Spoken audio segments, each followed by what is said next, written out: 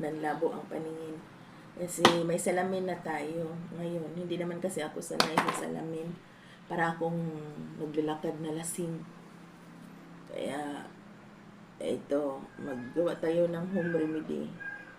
Ito na yung yung bitaog natin yan. Iba na yung kulay ng tubig. Bali, ikipat lang yung mata natin dito. Ikipat lang.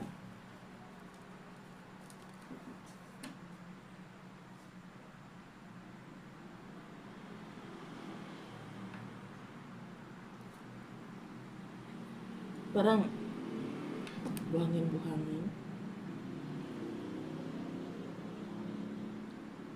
Parang nilagang mga buhangin-buhangin sa mata.